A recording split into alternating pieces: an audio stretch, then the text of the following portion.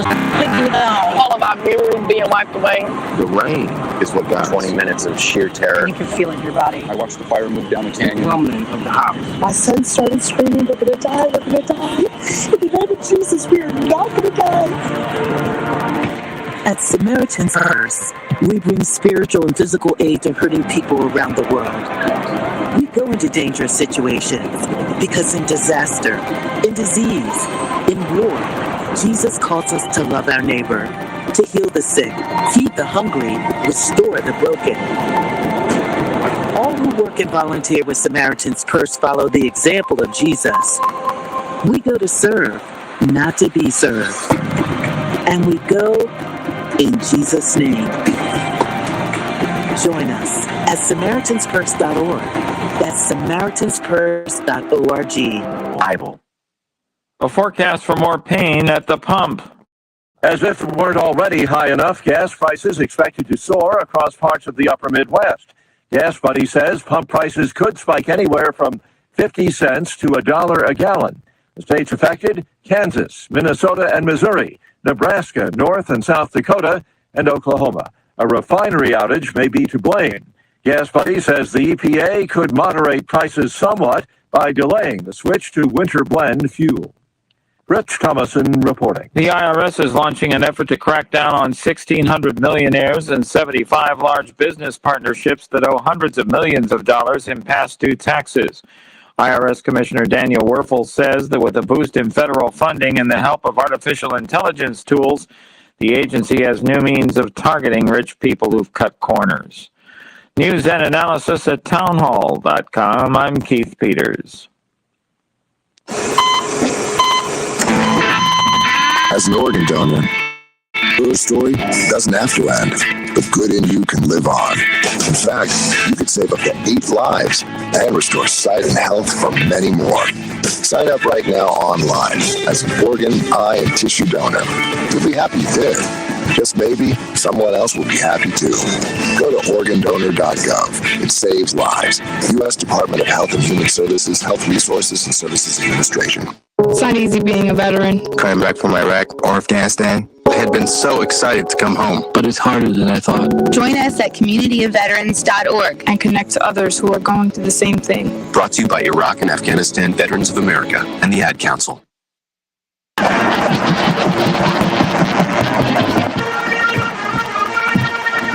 This is the Founders Federal High School Football Scoreboard on the Sports Talk Media Network. Coming up, scores and reports from across the state and analysis from David Shelton. The Scoreboard is brought to you by Founders Federal Credit Union. Relax, you're with Founders. Now your host for the High School Scoreboard, Phil Kornblut. Good evening, everybody, and welcome into the High School Football Scoreboard, brought to you by Founders Federal Credit Union. Great to be back with you here on this Friday night. Still doesn't feel like fall out there. Still a little warm, but maybe better than it has been through the first 3 weeks of the season, as some teams are playing their 4th game of the season already. We'll have scores from across the state coming your way here momentarily, and we'll hear from some terrific reporters across South Carolina covering games tonight. Might even squeeze in a call to a coach or 2 or 3, time permitting, and if we can get in touch with them. That'll be our plan, our goal for tonight here on the High School Football Scoreboard. David Shelton will be joining us in a little bit from down in the Low Country to provide his analysis of tonight's games. Looking forward to hearing what David has to say. Also tonight, it's an exciting night for us from a network standpoint, as we want to welcome in a brand new station carrying the High School Football Scoreboard tonight. Yes, sir. WAAW 94.7 FM, Augusta and Aiken, Augusta Sports Station. It's a Fox Sports station in the Augusta-Aiken area. We are so excited to have them on board with us tonight. So hello to all the folks down that way. Good to have you with us here on the High School Football Scoreboard, and hopefully more to come down that way from what we do here at the Sports Talk Media Network. So again, WAAW 94.7 FM, Augusta and Aiken. Great to have you on board with us tonight here on the High School Football Scoreboard. JP is here taking the calls from the reporters and also collecting the calls for us, getting them in order. So let's go ahead and tell you what we've got as far as some final scores. We'll also give you some scores of games that are still going on as we speak. So let's begin in the upstate. Louisville, a big winner tonight over Blacksburg, 63-0. Gaffney crosses the border over to Charlotte and defeats Mallard Creek of North Carolina 24-7. Northwestern, a big number on Nation Ford tonight, 62-0. And St. Joseph's beats Seneca 24-7. St. Joseph's playing up a couple of categories and a winner tonight, 24-7. In the Midlands, well, Dutch Fork wasn't going to lose them all now, were they? 54-7 over Stratford tonight. Dutch Fork on the winning side of things, now 1-3. How about this? Gray Collegiate hands Camden their second straight loss.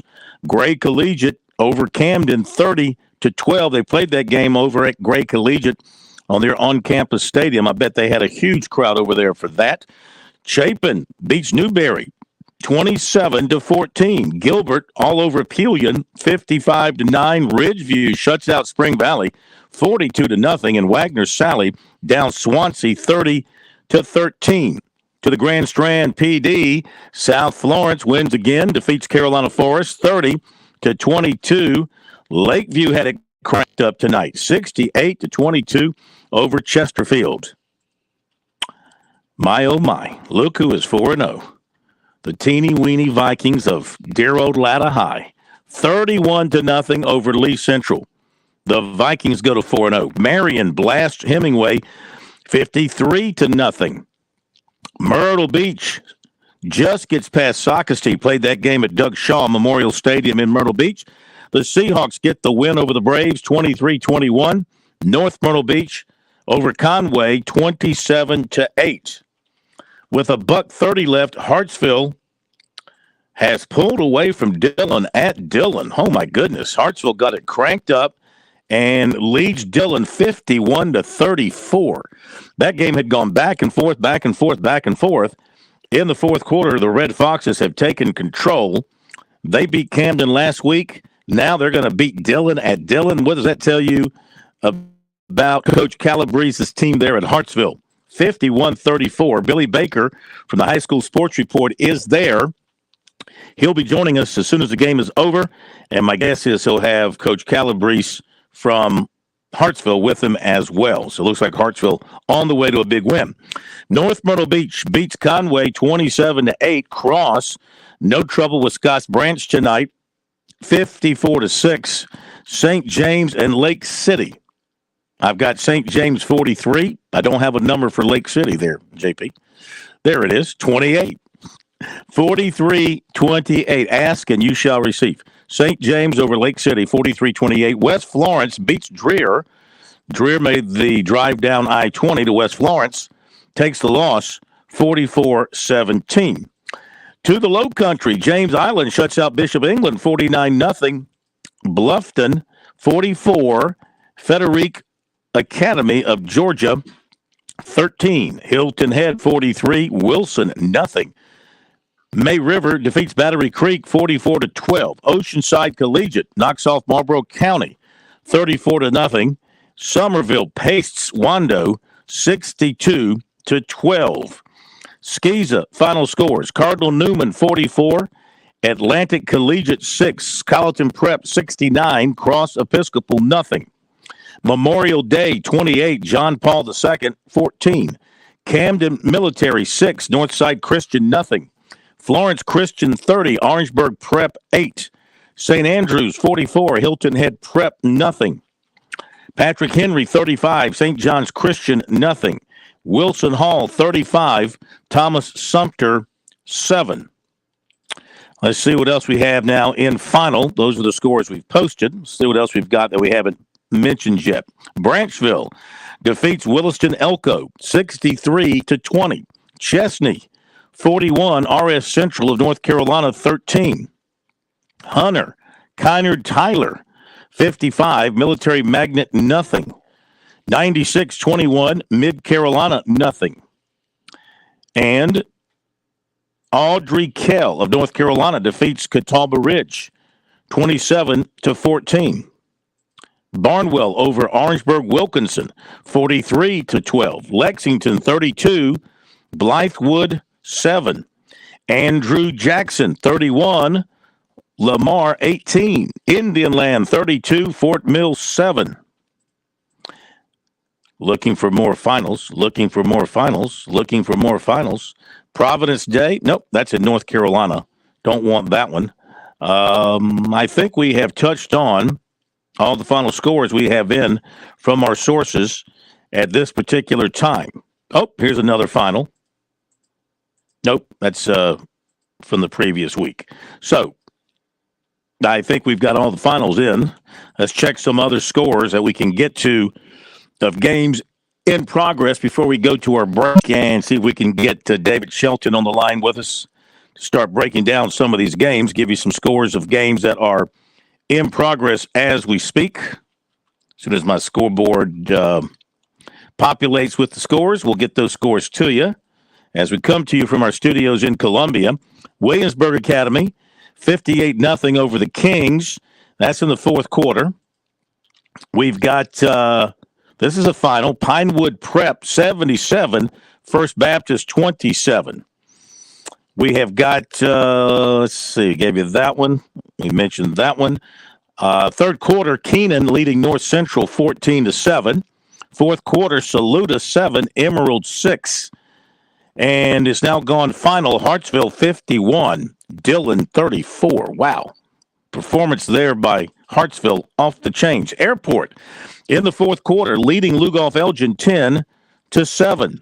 In the fourth quarter, AC Flora doubling up Brooklyn Casey 42-21. Walhalla has defeated Southside 35-6.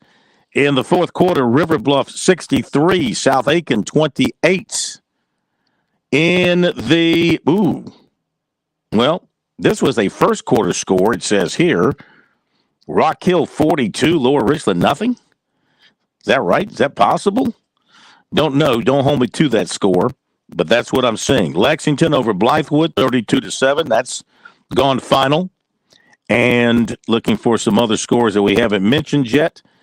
In the third quarter, Bamberg Earhart 7, Blackville Hilda 6. In the third quarter, McBee 29, East Clarendon 6. And in the fourth quarter, Andrews 46, Hannah Paplico 22. Fourth quarter, Woodland 35, St. John 6. Fourth quarter, Philip Simmons 37, Timberland 13. In the fourth quarter, Landrum 47, Polk County of North Carolina 21. Fourth quarter, Liberty 48, Dixie 28. In the fourth, Carvers Bay 32, Georgetown 14. And we'll give you one more. In the fourth quarter, Broome is leading Union County 42-21. I lied. We'll give you another one. In the fourth quarter, Powdersville over Pendleton 56-34. Daniel has defeated Hart County of Georgia 52-21. In the fourth quarter, Lucy Beckham 28, Hanahan 14. And James Island has beaten Bishop England. Should have stuck to my word. James Island has beaten Bishop England 49-0. Bamberg Earhart, I'm getting a score. Bamberg Earhart has won its game 7-6. Bamberg Earhart, got to go back and see who they were playing. Bamberg Earhart wins their game 7-6 over Blackville Hilda. All right, both teams packed their defense. Thank you, Rick Gooding. Hey, Rick, give us a call with a report. Make yourself famous across the state instead of just down there. And let's see what else we got. Darlington over Cheraw, fourth quarter, 34-17. And fourth quarter, Midland Valley leading Harlem, Georgia, count of 35-28. Okay, we will take that break now. Barnwell wins its game, by the way, 43-12 over OW. So Barnwell wins as well down in that part of the state. Appreciate the big dog checking in with us. We're going to hit the break. We'll be back with more. Should be getting David Shelton on board here shortly. Be back in a moment.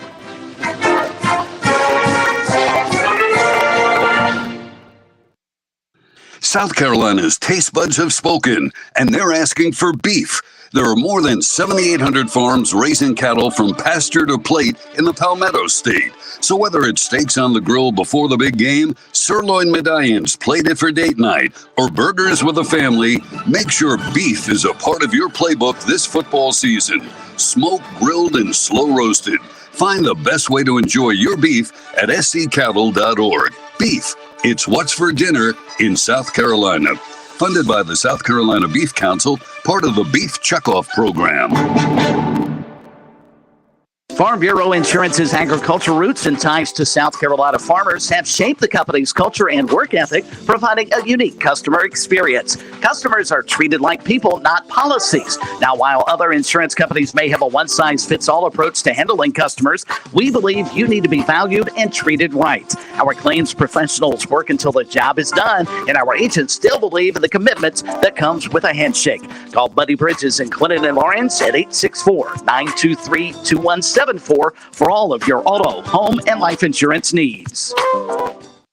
Looking for a way to fight back against inflation? One viable way to help your money stay relevant during inflation is through investing. To a new investor, investing can feel like a puzzle. With so many pieces to consider, it can be hard to know where to start. But with the right guidance along the way, you can put the pieces together to create a winning strategy. That's where Founders Investment Services come in. Our team of financial advisors can help you navigate the complexities of investing and create a personalized plan that fits your goals and risk tolerance. We'll work with you to identify the pieces of your puzzle and how they fit into your financial future. When you're ready to find the pieces to your financial plan, call 866-739-7064 to speak with one of our specialists, or visit foundersfcuinvestments.com to learn about how we can help you identify the key pieces to your financial plans. Securities offered through LPL Financial, member FINRA SIPC, and not NCUA insured. Not guaranteed by credit union and may lose value.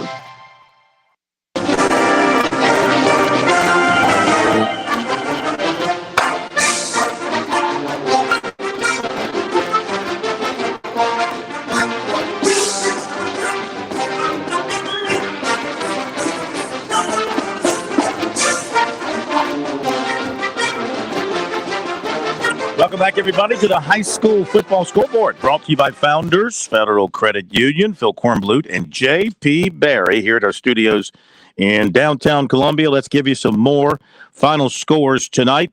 It's Ainer over Lakewood, 21-12. Dorchester Academy defeats PD Academy, 21-13. Johnsonville downs Walkamaw, 37-14. Hammond defeats Lawrence Manning Academy, 20-6. As I mentioned a little while ago, it's gone final, and Hartsville beat Dillon, one of the big games of the night. Hartsville wins at Dillon 51-34. Hampton County with a 41-0 win over C.A. Johnson. Providence Athletic, a winner over Coastal Homeschool, 60-0. You know, I probably could have played quarterback for Coastal Homeschool back in the day. I wish I had a homeschool back in the day. I could have made that team. What else? Branchville over Wilson Elko, 63-20. I think we mentioned that. I think these scores have all been mentioned. So, well, here's one. I don't know that we've mentioned this. St. James over Lake City. I think maybe we did, maybe we didn't. 43-28, the final there. The other really top game of the night, Gray Collegiate and Camden playing in Columbia over at Gray. And Gray wins it 30-12. And again, you know, the controversy surrounding the charter schools, but this is a case where Gray was playing up in terms of school size. So, you know, they said that they would play up to try to alleviate everybody's concerns about the way things are in their school. And they played up and they beat a really good Camden team. That is 2 straight losses for Camden, as a Gray Collegiate defeats Camden by a count of 30-12. Yes, sir. Oh, we got a hot call. Ladies and gentlemen, you know when we have a hot call, there's only one person who calls the high school scoreboard with a hot call, where we drop everything and go to him. That is Billy Baker of the High School Sports Report, because he's always at the big game. Billy, welcome in. Thank you, Phil. the Hartsville coach, Jeffy Calabrese, is about to get on the team bus. It was a big win tonight. Trailing by 14 points at the half, Hartsville does an onside kick, recovers the kick, and dominates the second half. Much like a year ago when Hartsville led at halftime, Dillon came back on them a year ago. Tonight is 51-34 Hartsville. If a high school team in South Carolina has two running backs better than 0 and 1, I've not seen them in a long time. Both of them rushed well over 100 yards, but the story is going to come to you from one of the great coaches in South Carolina, Hartsville head coach Jeff Calabrese from the field in Dillon after a huge win. Here's Coach Jeff. All right, very good. Hey, Phil, how you doing? Jeff Calabrese. Coach, congratulations, man. What a couple of weeks for your team. Camden last week at Kellytown, the place was packed, and now you go to Dillon and take care of business. How about these 2 weeks for you? Well, I'll tell you what, it's two great football programs and towns in Camden and Dillon. It's been tremendous challenges, very physical matchups the last couple of weeks, and, it's kind of really battle test your team and see how they respond. And I'm really proud of our team for the last 2 weeks. I was following along as Billy was shooting the scores, and the game was going back and forth. First Dillon, then you, and then Dillon, then you. And then you really took off there in the fourth quarter. What happened in your mind in that fourth quarter that generated all those points? Well, I think defensively we were able to get a couple stops. We got the big onside kick. So we scored, got the onside kick, created a lot of momentum, and then we were able to get a safety. We had them backed up, and we were able to put pressure on their punt game. And then there was another punt that kind of got out of their hands that really kind of changed the ball game. So I really think it was, defensively came up big in a timely manner in the second half, as well as our special teams made some really big plays. So what tipped you off on going for the onside kick at that particular time? Well, I think the bottom line is we thought there was a possibility we'd get the right alignment to make it happen. We did. Hector Gutierrez Moran, our kicker's been working hard on his onside kicks, and he placed it perfect. Kind of bounced out of Dillon's hands a little bit. They had a shot at it first, but then our kids were able to get under the pile and I think steal it a little bit. But, just well executed, and, the kids made it happen. So, around Hartsville, around the town, and around the school, to beat Camden, longtime rival, and to beat Dillon, longtime heated rival, in back-to-back weeks, what's that feeling like around the town? Well, listen, we're going to enjoy it tonight. We're going to enjoy beating Dillon. It's hard enough to come up here and win this game, and it's something that we're going to enjoy tonight. We're going to put plenty of ice bags on us from a very physical game. But we got Irmo coming to Hartsville next week, so we can't be too excited for very long. As this season rolls on, we got to get ready, and that's what we intend to do. Yeah, let me ask you about your scheduling, because you have really scheduled a difficult non-region group of teams, and you see that as a way of getting a very good team ready for region play? Absolutely. And tonight, our quarterback got a little dinged up, so we had to bring in the Marcus Johnson, who's our second-string quarterback, and really executed very well in the fourth quarter. So it also gives you a chance to see some of your backups in these games because, in our conference with South Florence and West Florence and the beach schools, Myrtle and North, and then obviously Wilson, it's a battle every week. So you gotta test your roster up and down and give them all a chance to make some plays early on, kind of see what you have. How is your starting quarterback? I did see where he went out. He's got ice on himself, and we'll see. Obviously, we'll get him back and evaluate. He was trying to play. He was kind of limited. He's a senior captain and a 3-year starter for us, and he got mad at me for pulling him out of the game. But like I said, I thought it was a great opportunity to see what Marcus Johnson. Marcus is a great story. He was actually our third-string quarterback coming in the season. Our backup quarterback towards ACL. Marcus elevated to number 2, and he's had a great preseason, and he's done a great job and really felt like it was his time to see if he can get in there and play some ball, and he did, and I'm very proud of him, and, hopefully McKendree will be fine, and we'll get back and check on him for next week. Well, congratulations to you and your kids, your program once again. That is a quality win, no question about it, and thank you for joining us, and thanks to Billy, and good luck to you next week. Thank you so much. Just really proud of our kids and the medal they've shown being behind, and really excited for the town of Hartsville. That's what it's all about. And thank you for having me on, and thank you for what y'all do for high school sports. Me, thank you, sir. Coach Jeff Calabrese from Hartsville. And the Red Foxes are definitely a major contender for state championship honors this year as they beat Dillon 51-34. You just don't go into Dillon and do that to the Wildcats, who have a very, very good team themselves. So big win for Hartsville tonight on the road. Okay, let's see what else we've got new here in the Grand Strand PD. And we've got McBee over East Clarendon, 29-6. And we've got, West Florence beating Dreer, 44-17. St. James over Lake City, 43-28. Cross, 54. Scotts Branch, 6. North Myrtle, 27. Conway, 8. Myrtle, 23. Shakopee, 21. Marion Blanks Hemingway, 53-0. Latta over Lee Central, 31-0. Lakeview pounds Chesterfield, 68-22. Johnsonville over Waccamaw, 37-14. And South Florence beat Carolina Forest 30-22. That's where we stand around the PD Grand Strand.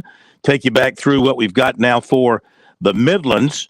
And it was Andrew Jackson, 31, Lamar, 18, Bamberg Earhart, 7, Blackville Hilda, 6, Barnwell, 43, Orangeburg Wilkinson, 12, Edisto, 41, Bethune-Bowman, nothing, Lexington, 32, Blythewood, 7, Calhoun County, 49, Burke, nothing, Dutch Fork, 54, Stratford, 7, Gray Collegiate, 30, Camden, 12. Aner beat Lakewood 21-12. Chapin 27. Newberry 14. Gilbert 55. Pillion 9. Ridgeview 42. Spring Valley nothing. It's Wagner Sally 30. Swansea 13. White Knoll 54. Westwood 7. Branchville 63. Williston Elko 20. Final in the upstate just coming in. Belton Honeypath beats Woodruff 49-15. Thank you, Bob Corlew, up at our affiliate in Spartanburg and Woodruff.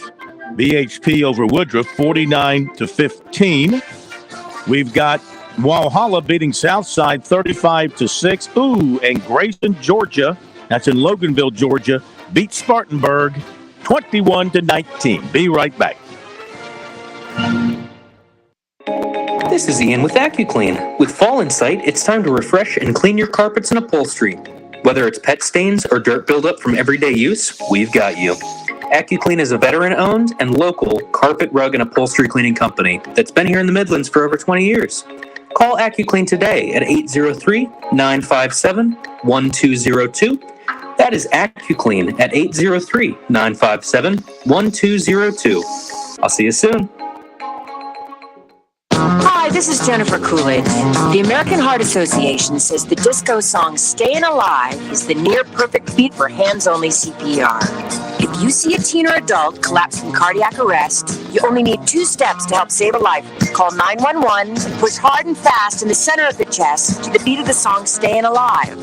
Disco is back and it's saving lives.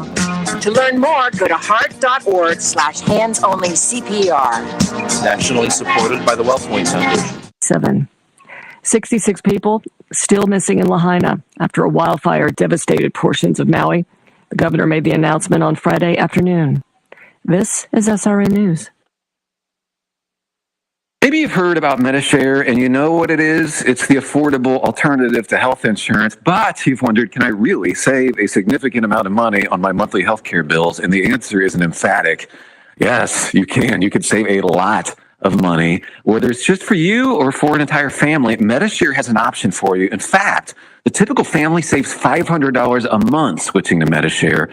And it really is the gold standard when it comes to healthcare sharing. You get free telehealth services, you get a huge network of doctors, you get great customer support, and you get the sense of security that comes from being a part of 400,000 people who share not just each other's medical bills, but purpose too.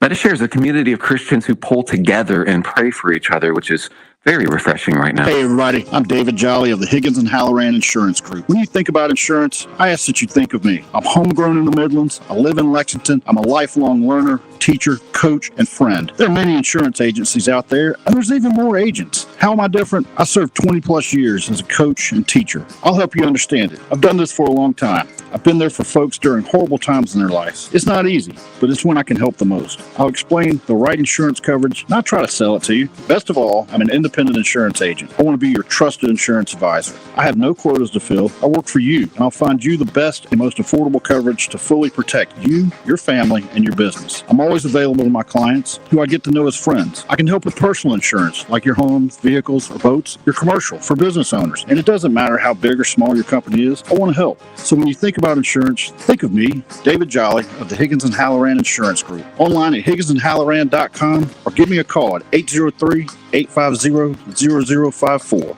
How would you like to get high-speed internet for your home for less than $2 a day? That's right. For about $50 a month, you'll get lightning fast internet. Are you paying less than $50 a month right now for your internet? Then call Whole Home Connect right now for blazing fast internet at $50 a month with no price increases, no hidden fees, no contracts, no upfront costs, no equipment fees. It's a great deal. And guess what? You can try it for 15 days. If you don't like it, you get your money back. But you're going to love it, and you're going to love the price. Internet for your home for $50 a month. That's less than $2 a day. Plus, no contracts, no upfront costs, no equipment fees, and our 15-day guarantee. Call now. 800-245-1537. 800-245-1537. 800-245-1537. That's 800-245-1537.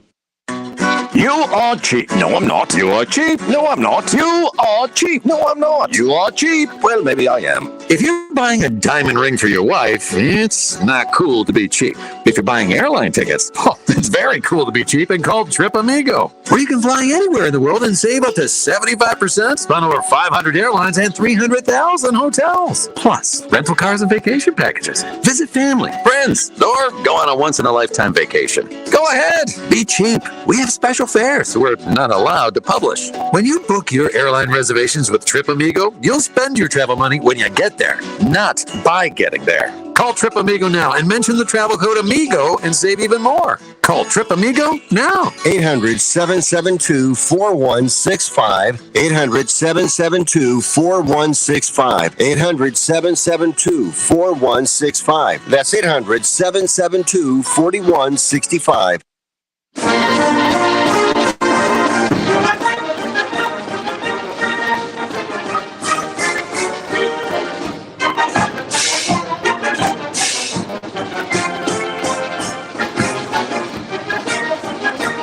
Back we are on the high school football scoreboard, brought to you by Founders Federal Credit Union. Welcome in, everybody. If you're heading home from a ball game tonight, good to have you with us across the state. Catch you up on scores as we go on through the night. And David Shelton, who's wrapping up duties with his game tonight, he'll be joining us in just a little bit. Back to reporters out in the fields in just a moment. Got a batch of new scores, new finals.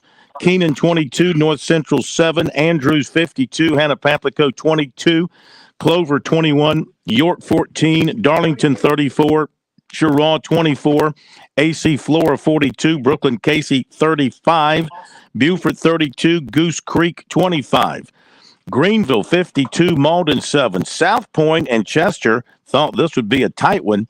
Not tight at all. Stallions 31, Chester nothing. Whitmire 46, Eau Claire 38, Berkeley 40, West Ashley 31. Chapman beat Lawrence 48-3. Burns over Greer 49-13. Calhoun County 49, Burke nothing. Clennon big over Aiken 63-6. How about this one? This one, a surprise. The margin, West Side 48, Abbeville 13. That just doesn't happen to the A very often. Must have had a big passing night for West Side's quarterback tonight. Very good quarterback. And Wade Hampton 35, Berea 13, Edisto 41, Bethune-Bowman nothing. Pinewood Prep 77, First Baptist 27. Okay, I think we're up to date. on final scores. So back out to the fields we go to welcome in the great reporters covering high school football in our state. And then David Shelton will join us. Monty Dutton joining us with the story on the big win by Clinton tonight over Aiken. Hello, Monty. Hello, Phil. It wasn't the most dramatic game I've covered. It was 51-6 at halftime. And Clinton remains, undefeated at 4-0. The Red Devils again displaying their balance this year. They rushed for 263 yards and passed for 182. Clinton's junior quarterback, Deshaun Richardson, was 8 of 10 for 182 yards and 3 touchdowns. So Clinton, I guess the best way to describe the game is that in the second half, Clinton punted. I mean, they had 51 points at halftime, and the punter dropped the snap and picked it up and ran 15 yards. Now, this punter, Lucas Kirkendall, probably doesn't weigh 140 pounds. So it looked like something out of the Flintstones or something.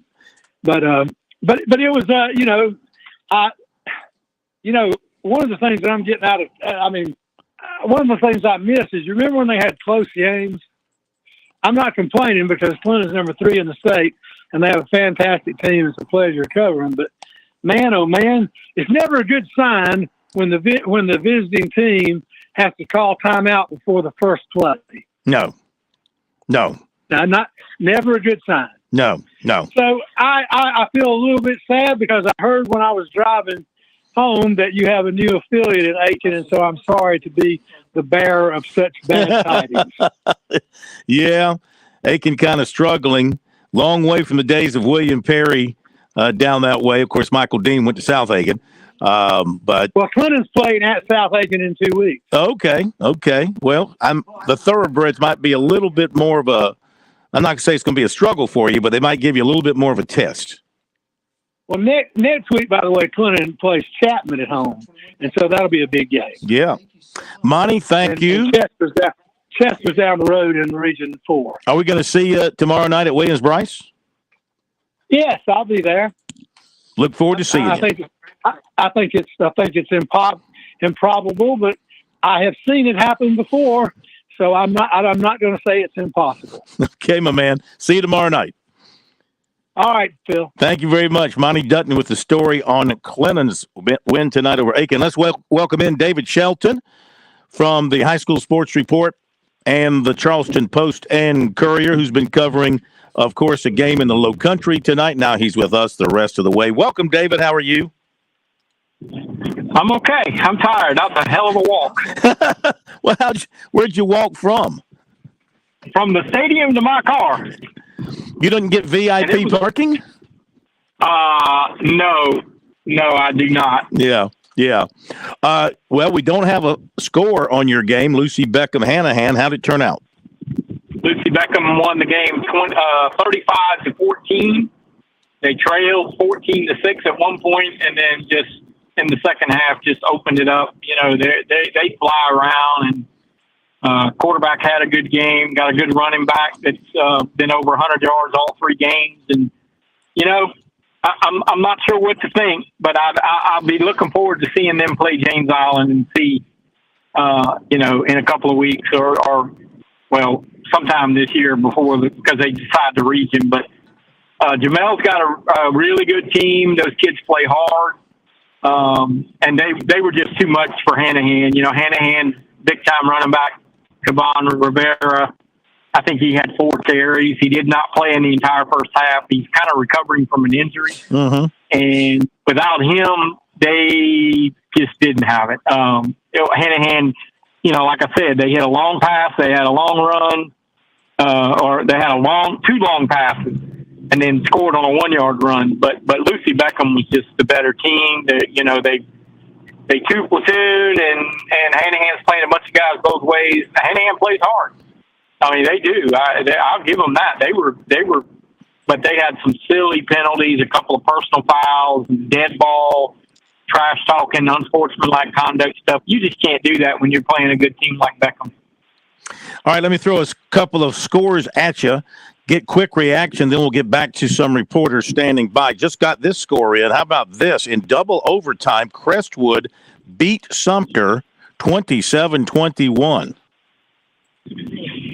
Well, we kind of thought, last week, because Crescent's got an offense, we kind of thought that might be a good game. And, Sumter's got Somerville next week on the road.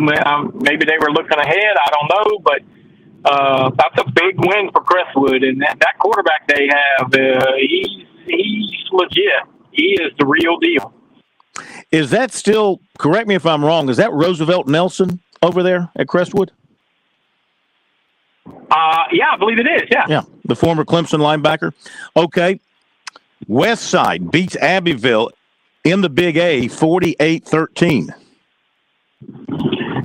Yeah, I'm not surprised that Westside won. Like I said on Sports Talk, they had the advantage of playing T.L. Hanna, which runs basically the same offense that Abbeville runs. So defensively, their preparation would have been easier, but they can throw the ball. Cutter Woods had several touchdown passes, and like I said in Sports Talk, it's a loss for Abbeville, but they need to see different. They need these kind of things. They lost to Westside last year. Mm-hmm. They lost to Pottersville last year, and then they won every game and won the state championship. So, the spread may be a little more than most people thought, but Westside's got a good offensive football team.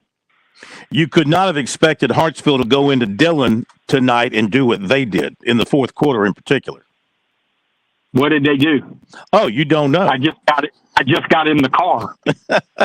51-34, Hartsville.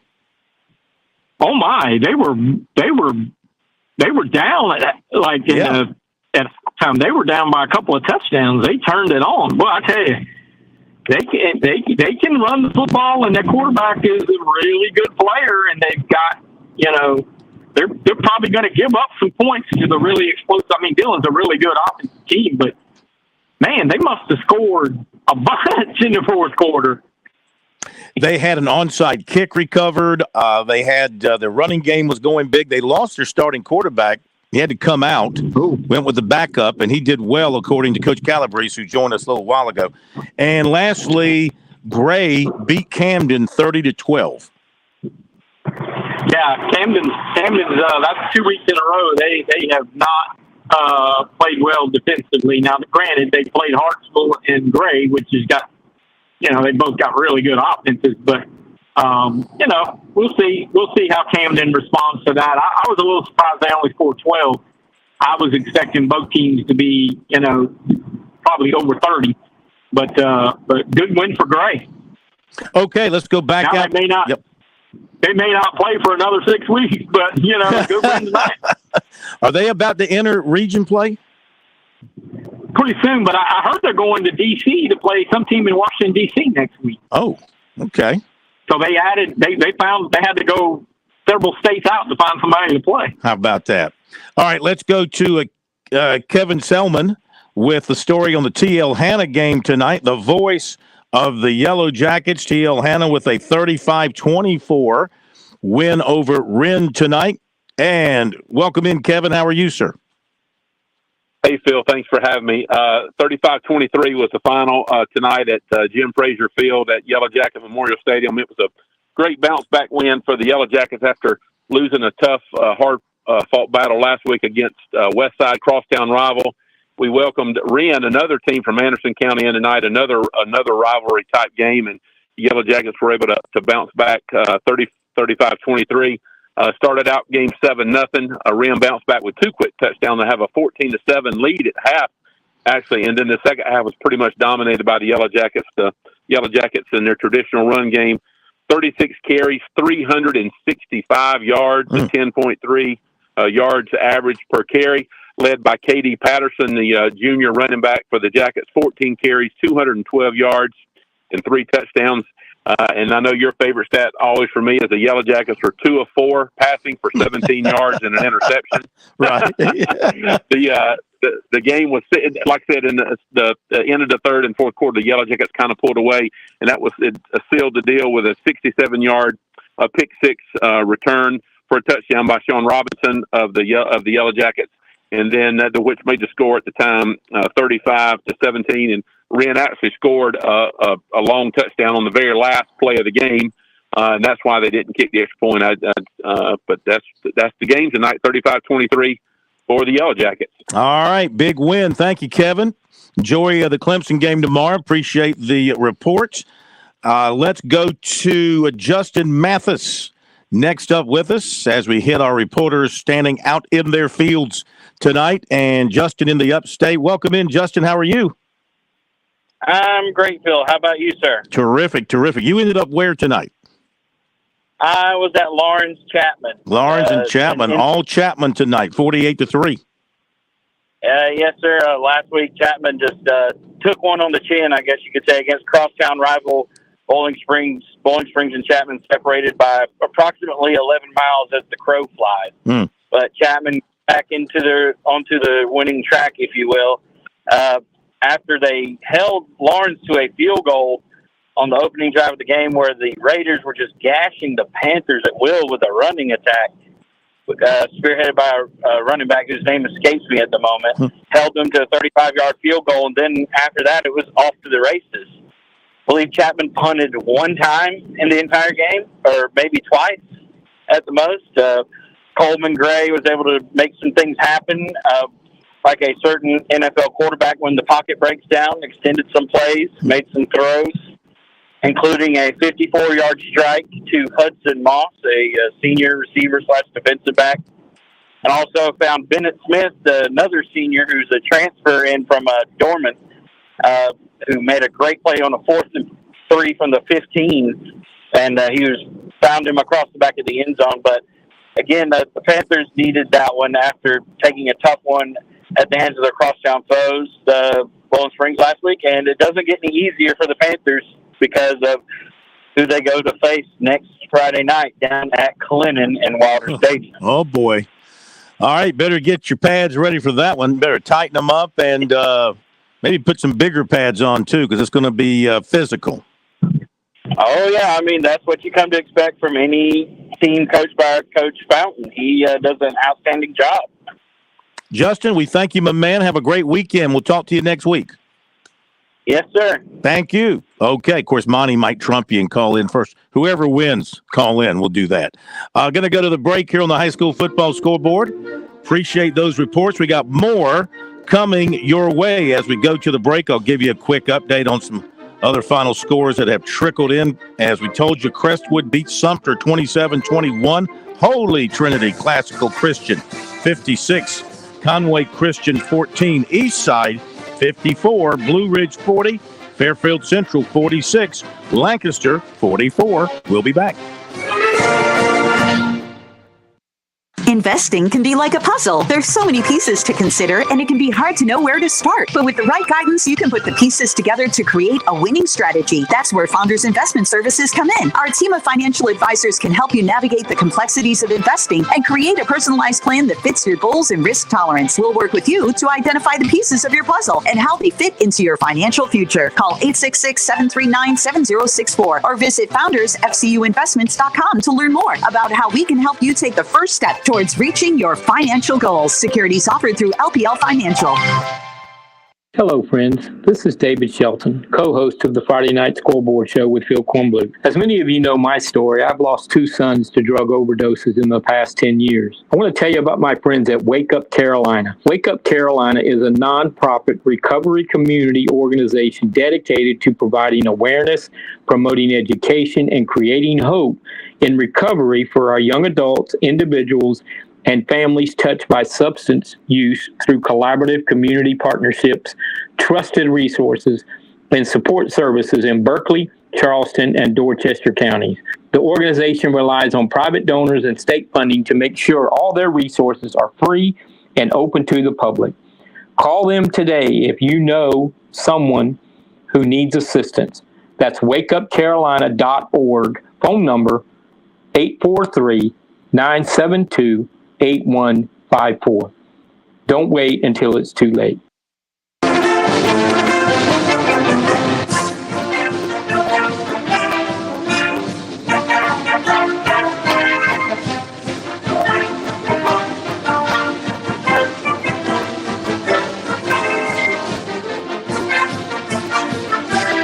right, welcome back. High school football scoreboard.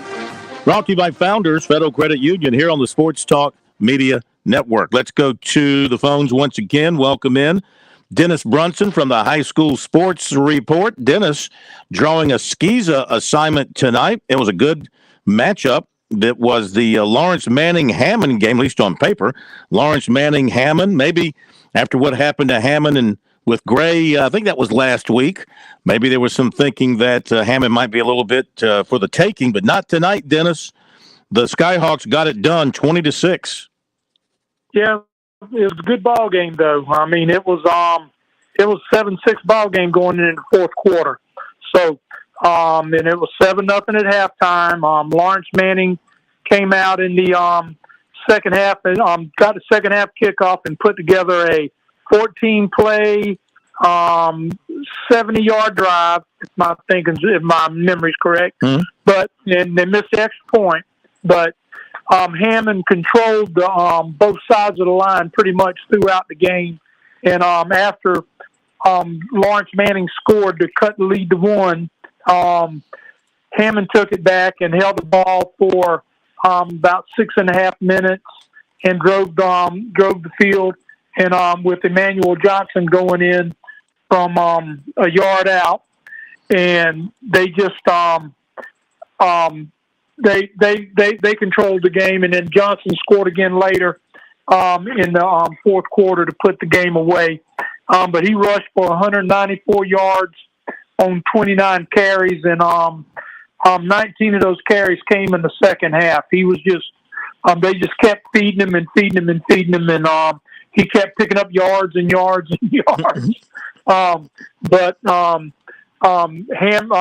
Manning stood up well, I thought. You know, they were coming off a loss as well. They lost to Wilson Hall 31-28 last week. So it was good ball game for Hammond. I know John Wheeler was just the head coach of Hammond. He was excited to get back in the win column. He said, you know, we needed this, and obviously they did. And he called it the most important game because it was a SCISA 4A game, which that's what they play, and that's what they play for the state title. That's what they play for. So their first game of the year, and in region play in SCISA 4A, and so he was very excited about that. I bet he was. And look, Hammond and Lawrence Manning, that's typically a game for all the marbles there over the years. So I'm sure that's a very strong rivalry game. They played for the 4A title last year. And Hammond, of course, won. I mean, Hammond's just, you know, been so dominant in SCISA, but Lawrence Manning made them work for it tonight. So, you know, but in Will First he was proud of his team's effort, the Lawrence Manning head coach, but, you know, he was still very disappointed in the way things ended up. So, but I think he's I think he's excited about the way his team bounced back after losing to Wilson Hall last week, which was one of their big rivalry games. Also, just a few miles between Wilson Hall and Lawrence Manning. So, and you were talking about Gray Collegiate. They are scheduled to start region play next week. They're in that 7-team region, so they have to play. They're supposed to play 6 region games, and so and it was supposed to be Eau Claire, and unless something changes, I don't think they'll be playing them. So. Well, David said they're going up to play a team in Washington, D.C., so apparently that's going to be a forfeit. Dennis, thanks very much, man. We appreciate it. Great hearing from you. David, okay, Phil. Thank you, buddy. David, how is that going to work on Gray's record? So, like, as these region teams forfeit, they get a W, and then if they go play another team and win, they get another W? Is that how that's going to work? Yeah. If they want to count those forfeits as W's, they get a W for that. And if they go play somebody and beat them, that's a W. Mm-hmm. So, the original thing was you're not allowed to replace a forfeit. But the executive committee ruled that they would allow them to do that until they can get all this mess figured out next year. Mm-hmm. So they weren't supposed to be. It was supposed to be not play, but it would have been really bad. This would have been their last game of the regular season tonight if they weren't allowed to play. Pick another opponent and play a makeup game, so to speak. Well, is it your understanding that nobody in the region is going to play them? Yeah, my understanding is that nobody in the region is going to play them unless something's changed. But I don't know. Fresno Central may play them, but I've heard pretty much. I guess they haven't really decided if they're going to play them because I guess that game's later on in the year. But it's a whole mess. Yeah. Well, so what do you think will happen? You mentioned until this thing, your words were until this thing is solved for next year. What do you think will happen by next year that will solve this or resolve it? Oh, they're gonna, the high school league and the executive committee and the schools themselves are gonna have to come up with a solution about forfeits, about fines, about if you forfeit a region game, you got to pay this fine, and you maybe don't get to make the playoffs or something. This is not over. It's over for right now. But Gray is already being very proactive, and their AD, their principal's been forming some sort of study with a bunch of athletic directors and coaches from all over the state, all classifications. So they got to fix this. If you're going to let Gray Collegiate and Oceanside and whoever, if you're going to let them play in a region in the high school league, well, then those teams need to play, and you got to make it hurt.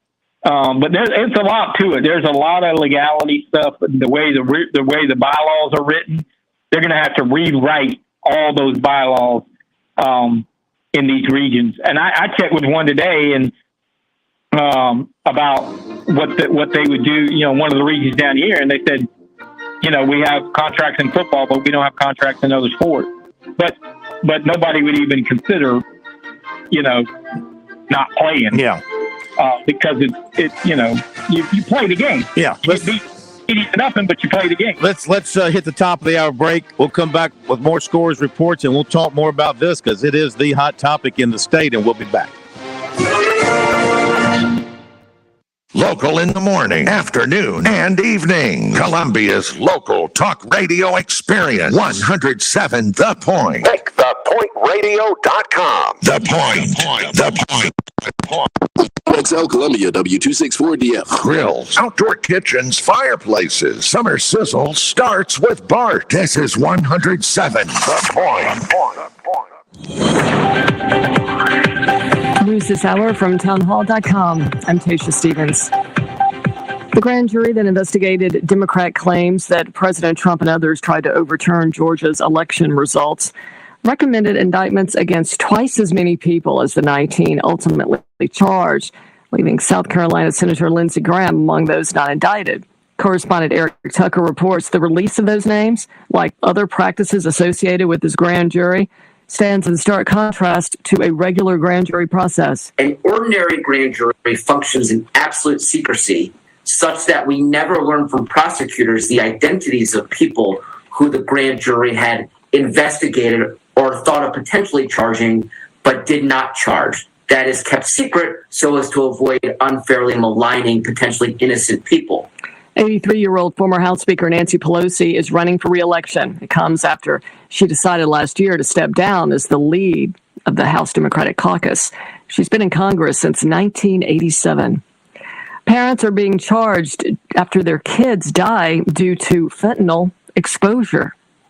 Some 20 states now have homicide laws that stem from drug use, allowing prosecutors to charge someone with murder who supplies or exposes a person to drugs that kill the victim, and that includes their children. But California has no such law. So several prosecutors are using a drunk driving statute. It's being tested now in the case of Tara Waite and Colin Cottrell of Riverside. Their 14-month-old daughter, Allison, died of a fentanyl overdose, the drug found on the couch and throughout the apartment. Cottrell's attorney says the father did not intend for his child to die, but prosecutors are going for a murder conviction. I'm Jackie Quinn.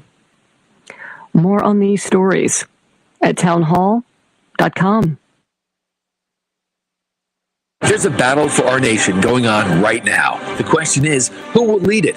Get answers as the Real Life Network televises the Pray, Vote, Stand Summit September 15th and 16th with former President Donald J. Trump and Florida Governor Ron DeSantis discussing what it'll take for America to get back to greatness, along with a host of conservative leaders like All-American swimmer Riley Gaines, U.S. Senator Josh Hawley, Dr. Ben Carson, Pastor Jack Hibbs, and more. Go to reallifenetwork.com now to sign up for free. On the Real Life Network, the gospel is never censored by big tech or the government, with faith-based content, family entertainment, and new shows released weekly. Watch on any device, anywhere, anytime. Don't miss Pray, Vote, Stand, a free online event with Donald Trump, Ron DeSantis, and other conservative leaders. September 15th and 16th. Available at reallifenetwork.com or download the app and sign up for free. Restaurants and tour companies are laying off workers in Maui. State tourism officials initially urged travelers to stay away. They now want them to come back as long as they refrain from going to the burn zone and surrounding area. Nearly 8,000 Hawaiians filed for unemployment on Maui during the last 3 weeks of August. That's a huge leap from 295 people during the same period in 2022. Correspondent Jeremy House reporting 66 people are still missing in Lahaina after the wildfire devastated western portions. Governor Josh Green made the announcement Friday afternoon, a month after the fire initially broke out. A man's arrested in connection with a road rage stabbing in Delaware. Officials say the guy was driving in an aggressive manner near the Dover Air Force Base and gestured for the victim to pull over. The victim complied and was stabbed after the two argued. News and analysis at townhall.com. When I served in Iraq and Afghanistan, my buddies and I would do anything for each other. That's important whether you're in a firefight or fighting to regain your life. When I came home injured, there are people I can count on, like DAV. DAV, Disabled American Veterans, stands behind America's veterans to make their transition back home easier with free services and help getting the benefits they've earned. Help us fulfill the promise to our men and women who served. Go to DAV.org to learn more. Text and work. Text and pretend to work. Text and act surprised when someone calls you out for not working. Who, me? Text and whatever, just don't text and drive. Visit StopTextsStopWrecks.org. A message from NHTSA and the Ad Council.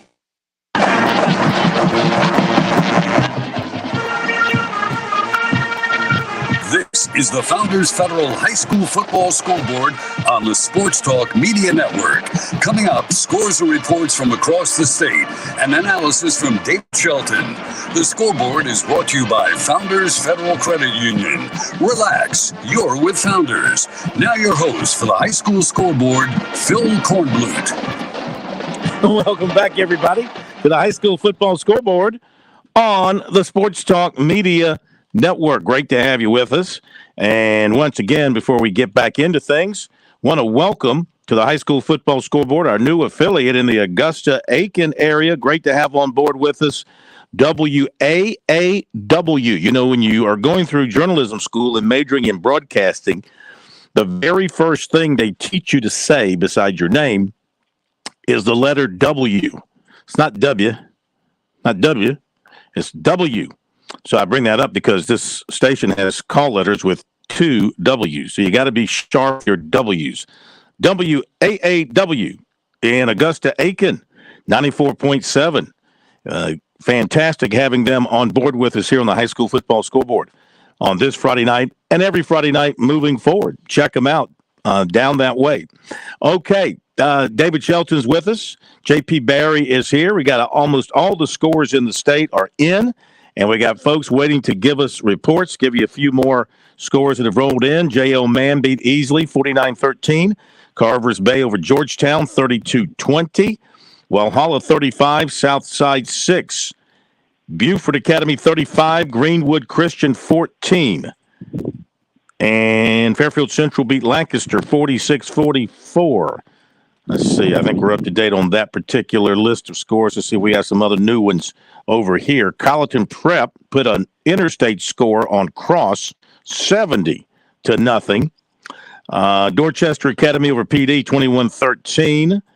And let's see. Greg Clay did that. Gilbert beat Pillion, 55-9. 96 over Mid Carolina, 21-0. Saluda beats Emerald, 9-6. And Airport over Lugoff Elgin, 10-7. Ooh, a thriller. AC Flora defeats Brooklyn Casey, 42-35. Fairfield Central edges Lancaster, 46-44. Walhalla 35, Southside 6. River Bluff 63, South Aiken 28. Chapin beat Newberry 27-14. Okay, let's get back to reporters out in the fields. We'll go over all the scores for you again in a little bit. Appreciate everybody calling in to give us reports tonight. So we head to Garrett Mitchell with us tonight. I imagine he's got the story on Belton, Honea and Woodruff. Garrett, is that correct? Yeah, that's right, Phil. Belton Honea came away with a 49-15 win, and you saw just how explosive the Bears' run game is. They're very, very good, and what you see is what you get with them. They're just going to line it up. They've got Marquise Henderson, 4-star recruit. I believe he's the number 1 ranked running back in the state for next year's class. Mm-hmm. And they've got the 6'7", 305-pound right tackle in Oliver Merritt that anchors down that offensive line. And they just simply put Henderson behind their big right tackle, and they run it right at you. It was actually a close game in the first half. Woodruff led 8-7 early in the second quarter, and it was a one-score game until about the final 2 minutes of the first half. And BHP took the lead, and things kind of got away late. And the simple fact of the matter is, Woodruff just didn't have an answer for Henderson. He was pushing probably 250, 260 yards tonight and 5 touchdowns. The kid is incredibly explosive. For the Wolverines, actually did not play a bad game. The score, if you were there, I think is probably a little deceiving. Junior quarterback T.J. Morris finished with over 300 yards passing. And sophomore wide receiver Corey Motes, who is going to be a game breaker for Woodruff, about 110 or so yards receiving. He caught a touchdown. And big 6'2" freshman running back Aiden Gibson had about 80 yards rushing as well.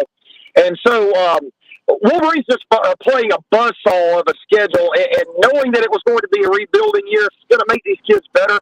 But Belton Honea looks like the real deal in 3A Upper State. Tell us more about Henderson, his running style, what makes him so effective from what you saw. Right, Phil. He's I would almost term him a medium-sized back. He's not small, but he's not overly huge. He's listed at 5'10", 170, but he's got a quick first step. I mean, he cuts well off the line, and when he gets one step, he's got speed to burn. So if he gets that first step on you and gets past that first wave of tacklers, then you're going to be hard-pressed to catch him. Hard to angle him out of bounds just simply because he can sidestep defenders so easily. And that's what he was doing all night. He used his big right tackle, would get that first step, and then it was off to the races. Definitely, if you don't have a team affiliation and you're just looking for a great player to go watch, he's one that should be on your list. As much as I hate to be on the losing end of anything, he's a fun player to watch. Yep, heard some good things about him. Looking forward to watching him develop. We thank you for the report, Garrett. Great job. Talk to you next week. Sounds good. Woodruff's got Chesney, and they're back at home next week, so hopefully a good chance to maybe pick up another win. Thank you, sir. Appreciate you. Let's go to Chris Deering here in Columbia from Prep Zone SC, Prep Zone, South Carolina. Chris Deering on hand. I think he was were you at Blythewood tonight at that ball game? I was at Blythewood tonight, and that's Prep Red Zone, Phil. I'll get it right eventually. Good gracious. Prep Red Zone SC, right? Don't you guys put SC in there or South Carolina? We do, yes. Yeah. That's correct for the South Carolina portion of the site. Because you don't want Prep Red Zone North Dakota, right? Not Prep Red Zone North Dakota. You know, if you go Prep Red Zone New Mexico, you can read our old buddy Scott. That's great. That's great. Boy, Lexington, they look good. Look good tonight. That's a good win on the road, 32-7. Yeah, it was really good win on the road, Phil. For about 2.5 quarters, they really dominated that game. They took a 25-0 halftime lead. Cam Morris with a couple of two short touchdown runs in the first quarter to go up 14-0.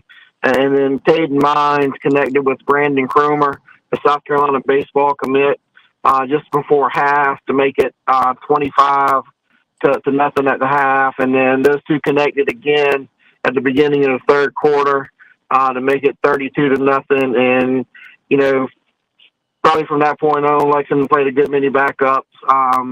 Defense really pitched a shutout tonight. They did give up a scoop and score touchdown by the Blythewood defense. But really and truly, for the most part this year, Lexington's played really well. They stumbled out of the gate last week against Stratford, but they came back and won that game. They're 4-0 now, so a really good start to the season by this Lexington Brewer. Tell us more about the quarterback, the Mines kid. I mean, we hear so much about the Irmo quarterback and the Spring Valley quarterback, though they're kind of struggling right now out of the gate. What about this kid? Yeah, Taden Mines, he's a 3-year starter. He's been really good for a number since he started at Lexington. He's very consistent. He had a whole new receiving group this year, so I think it took him a little bit of time to get his chemistry down with this group. But I think that's really coming on right now. You can tell it. I think he's got a real good chemistry with Cromer. You know, and I'm fully convinced if Cromer wanted to play football at the next level and put his mind to it, I think he could do that. He's that good an athlete. But I think Taden Mines is a little bit overlooked in this state among quarterbacks. You know, he don't throw for 400 yards a night, but he does what his team needs. I thought one of the big keys tonight is that's Blythewood defensive line is really good, but they kept them clean for the most part, and that was a big key, I think, in letting them sit back in the pocket and find his guys running free. And I don't have the stats yet, waiting on the stats to get over from Coach Curtis, but I'm willing to bet he finished right around 200 yards passing for the evening. Very clean night. Thank you, my friend. We appreciate you. Have a great weekend. We'll talk to you next week. Yes, sir. Y'all have a great weekend. Talk to you then. Thank you. Let's continue. We've got Thomas Grants joining us, also from the Prep Red Zone. And I got to write that down so I can just remember it. Thomas, welcome in. What game were you at tonight? Yeah, tonight I was at Memorial Stadium. AC Florida playing against Brooklyn Casey, two undefeated teams, two teams also both coming off bye weeks. And even though the score said it looked like it was a close game, it was actually, which ended 40. BC made it close towards the end because they ended up falling behind as many as 21 points in the second half. And the game actually started on the first play of the game. Will Young fumbled the snap, and it was recovered by linebacker Albert Perkins, who returned it for a touchdown to make it 7-0. Then Will Young made amends for that by scoring on two running plays to make it 14-7. Then from there offensively, it was the Roper-Wensky to Kendall Bird show. Those two hooked up for at least the first of 4 touchdowns, first to tie the game.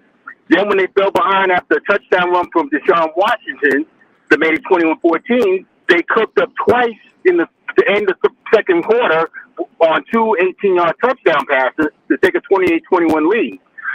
Then going into the second half, they hooked up again for another touchdown pass to make it 35-21. And then once again, there were some issues with Brooklyn Casey holding on to the ball, which resulted in another turnover, which set up another touchdown. And then they also had a block punt that was recovered by Eric McLean in the end zone for a touchdown to make it 42-21. At that point, Brooklyn Casey changed his quarterback, goes with Brogan Stocks, and he was able to hook up with Sullivan Castles for 2 touchdown passes in the final minutes, including one with about 7 seconds left to make it close. Of course, they went for the onside kick. It failed, and that was the game right there. Wow. What a ball game. Good Midlands area football game. And credit to both teams for stepping up and having their moments in that game and keeping it competitive all the way through. 42-35, as you mentioned, it came down to an onside kick. Yeah, I mean, it was a game where the key basically half the points AC Florida scored what came off a turnover. And that was really the difference in the game. They also had success with Noah Kelson running the football. He had another 100-yard game. All 3 games so far, he's rushed for over 100 yards. But in particular, it was their defense in the second half that really helped slow things down, where they were able to force Brooklyn Casey to try to throw the ball, which is not necessarily Will Young's strength, which necessitated the change in quarterback. And really, that and also penalties. I mean, in the second half, Brooklyn Casey, I mean, every time you turned around, there was like a penalty. They were getting called either for holding or another call that really stymied them. So, like you said, these are games that both of these teams have been playing tough non-region schedules. It doesn't get easier for any of them, but either one of them. AC Florida has Camden next week, and then BC goes to Chapin. So it doesn't get any easier for them. All right, Thomas. Great job as always. Thank you, my friend. And you can read all that Thomas has to give, and the other writers like Chris Deering and Ian Guerin and all those other guys. They are at Prep Red Zone, South Carolina. So you can check that out on Twitter. Thank you, Thomas. Appreciate it very much. Okay, going to hit a break here on Sports Talk. We will hear more from David coming up. And we got more reporters going to join us. Get over all these scores for you across the state because the scoreboard just about complete, just about filled up. We love it. Just about filled up with high school football scores. So we got that coming up for you after this break right here on the High School Football Scoreboard, brought to you by Founders Federal Credit Union.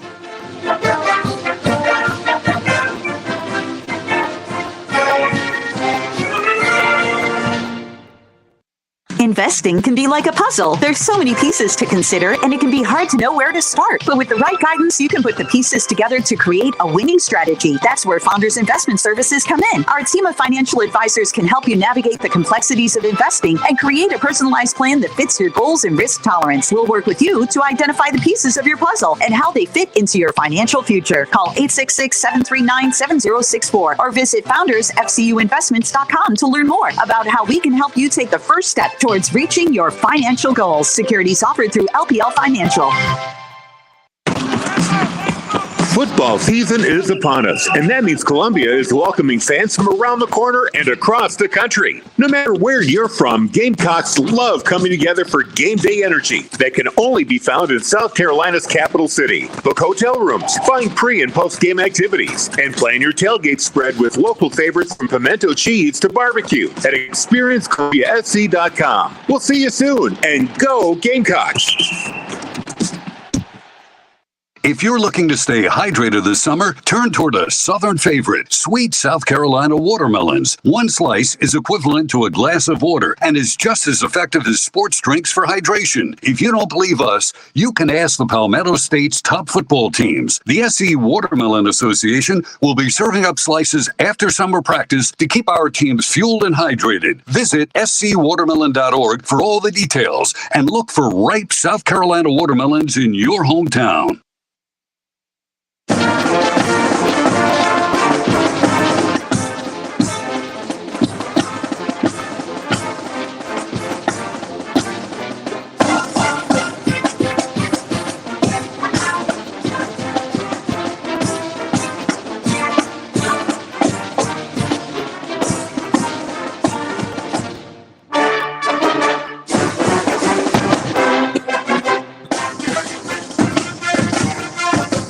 All right, welcome back to the High School Football Scoreboard, brought to you by Founders Federal Credit Union. Columbia High has beaten Great Falls tonight. Final score there of 28-0.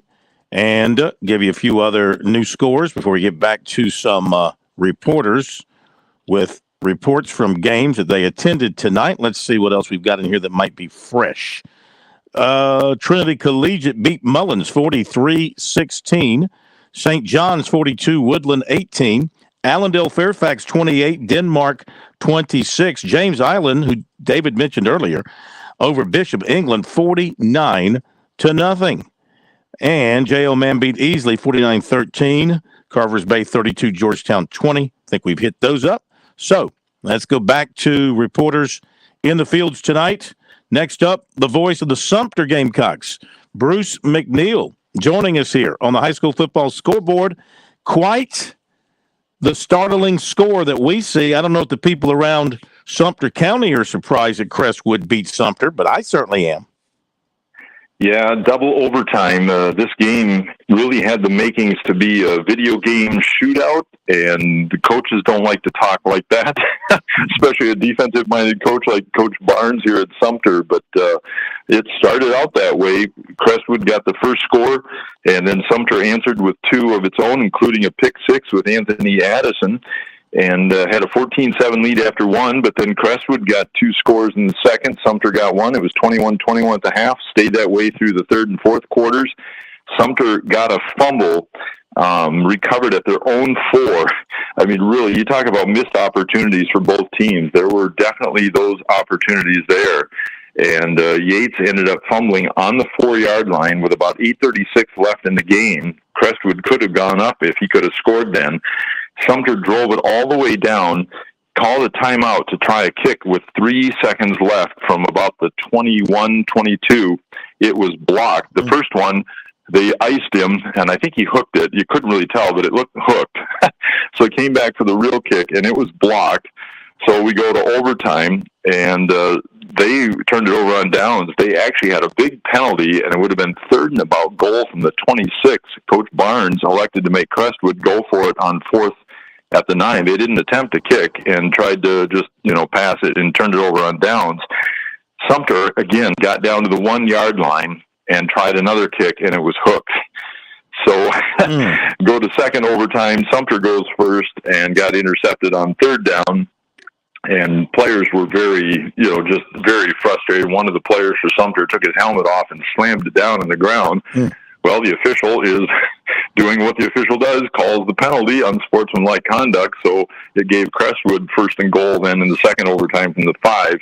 And on the second play, it was Azarian Yates for his 3rd touchdown of the night, a 4-yarder. And he was initially stopped and came back out to his, kind of circled around to his left and found daylight. And I had him, let's see here, for 37 attempts, 172 yards. Actually, that was John Peoples, 37 for 172 and 2 touchdowns. And Yates, 32 for 187 and the hat trick in overtime with his 3rd touchdown of the game. This had the makings of being a great shootout with the quarterbacks. Not tonight. Javion Martin, unofficially 9 out of 19 with 2 picks. He threw 1 touchdown. Pate Merchant just had no time to throw, 4 out of 15 for 68 and no touchdowns. It was a ground battle and opportunities there for both teams, both getting points off turnovers. Addison had the pick 6 at the end of the first half, and then they converted after a fumble by Sumter. And it just came down to, opportunity, short yardage. I kind of thought Sumter might try and run it on 4th and OT at the 1, but tried to kick and hooked it. And so it came back, and Crestwood gets the win. Sumter will go to Somerville next week. They got to get over this one fast. When's the last time Crestwood beat Sumter? Any idea? Oh, boy, it's been a while. Yeah. Last year, I felt like they had the opportunity at their place, and Martin was a little high on some of his throws, and receivers dropped a couple, but Coach Barnes reminded me tonight that they were up 21-0 and then held on. Could have had another touchdown. But it's a tight rivalry. They definitely Roosevelt Nellison's a good coach up there, just a great coach, and really he's got guys believing, and they play for each other. They play for pride. You can tell. I mean, you score 60 and lose to Gray Collegiate, and I told him, I said, you're doing what a lot of coaches aren't. He's like, we're not afraid to play anybody. So it was a great game, but boy, a long one. Just a lot of opportunities missed for both teams tonight, really. Well, it sounded like a heck of a ball game. I got to believe Coach Barnes, with the no-nonsense kind of coach he is, wasn't particularly happy with his player throwing his helmet down and drawing a penalty there in that overtime. I get the player's frustration, but you can't do that. Yeah, it's tough. I mean, there was a lot of chippiness. There was a late hit out of bounds on John Peoples running, and I was really surprised there wasn't a DQ because the player that made the hit kind of circled through the Sumter bench back out into the field, kind of, facing them, almost taunting the team. And he was flagged for the unnecessary roughness, the late hit, but there was no further infraction. And I thought, wow, at the high school level, that's generally going to be all you get. But he was allowed to stay in the game. But it was pretty intense and pretty intense in the stands. And I think it could be a long night in Sumter. Wow. But, it was a fun game, but just you look at Sumter and you wonder, why did it stay this way? But that's a rivalry game, right? Yeah, right there in the county. Hey, thank you so much, and we appreciate it. We'll talk to you next week. Always appreciate the report. All right, we'll talk to you from Somerville. Thank you, Bruce. Better buckle up the chin strap there, Gamecocks, heading down to Somerville. David Shelton, how about this Sumter team losing now? We talk every week about Sumter and how good they are defensively. Gave up some points tonight, had a little bit of a breakdown there in the double overtime that aided Crestwood in scoring the winning points. Got to believe practice this week might be a little difficult there at Sumter High. Yeah, I mean, it could go one of two ways. It could wake them up and bring back some laser focus going into a big game at Somerville, or they might pout and go into a shell and come down to Somerville and get blown out. But I know if they don't come ready to play against Somerville, it will not be pretty because they're very good. But I think Sumter, they lost the game, big deal. We make a big deal out of it, but it's one game. Yeah. In the second week of September, but next week is a huge test for them to see how they respond to losing to Crestwood, which is honestly Crestwood's, much improved, but not a lot of people outside of Crestwood's locker room thought they were going to beat Sumter tonight. Yeah, I agree.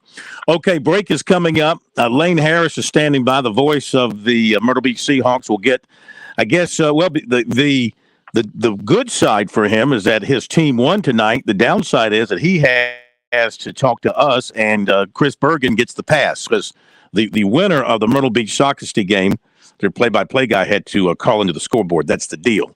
So Lane got the short straw.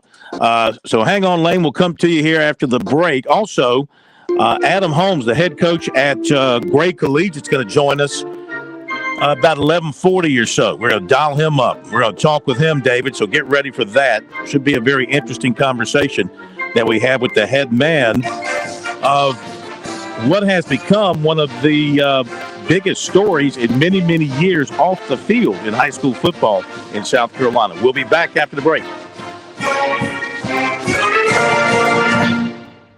What has a pretty good idea of what he or she likes. You're looking for a few things. First, a good selection. Yep, Shooter's Choice has a huge selection. Firearms, ammo, accessories, optics, even gun safes. You're looking for good and fair pricing. Oh yeah, Shooter's has been around as your local stop forever because they treat you right. And how about customer service? Absolutely the best you'll find anywhere. The folks who work at Shooter's Choice are shooters and hunters just like you. They know their products. They can answer your question. And that brings me to the other type of customer. Someone maybe more like me. No expert for sure, but wants to learn from the right people. I don't need some big box store guy who works in the shoe department half a week, sporting goods the other half. I need the experts at Shooter's Choice who will treat me right, answer my questions as simple as they might be. They'll make my experience excellent. Online, it's shooterschoicesc.com or visit them in person on Sunset Boulevard in West Columbia. Make it your first choice, your best choice. Make it Shooter's Choice. Already bussed thousands of illegals to New York, Los Angeles, and D.C.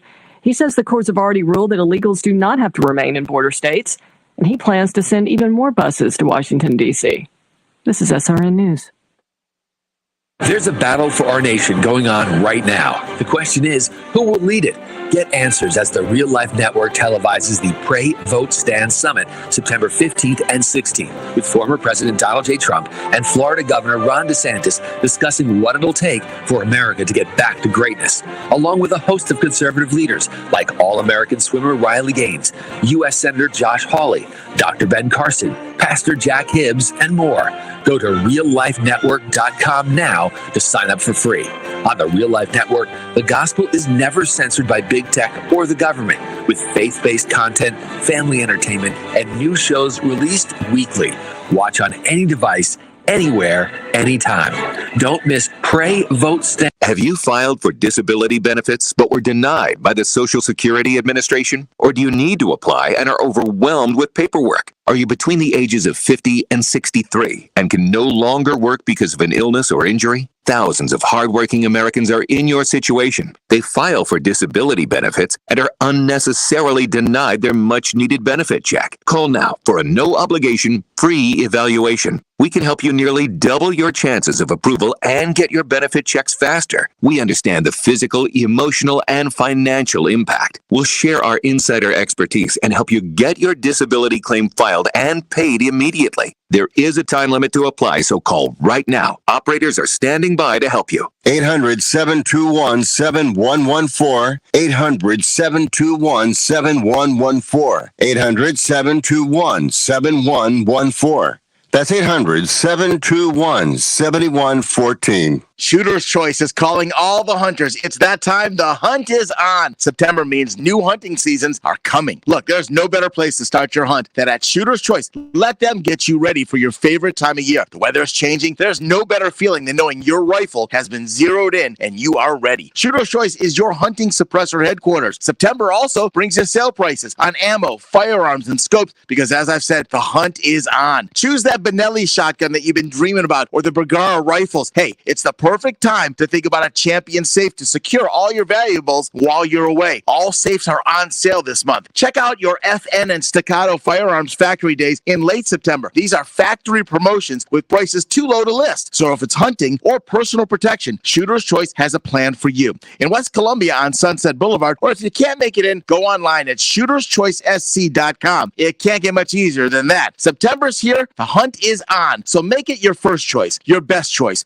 Make it Shooter's Choice. Have you fallen behind on your taxes and might be facing IRS penalties? Have wage garnishments, levies, or liens? Have unfiled tax returns? You want someone local and qualified. Don't fall for those national spots. Meet with me, Teresa, at Capital City Professional Services, and let me help you through your tax maze. I can help with all your tax resolution issues. There are options to get you back on track. Call Capital City Professional Services, 400-8683. That's 400-8683. This is Ian with AccuClean. With fall in sight, it's time to refresh and clean your carpets and upholstery. Whether it's pet stains or dirt buildup from everyday use, we've got you. AccuClean is a veteran-owned and local carpet, rug, and upholstery cleaning company that's been here in the Midlands for over 20 years. Call AccuClean today at 803-957-1202. That is AccuClean at 803-957-1202. I'll see you soon.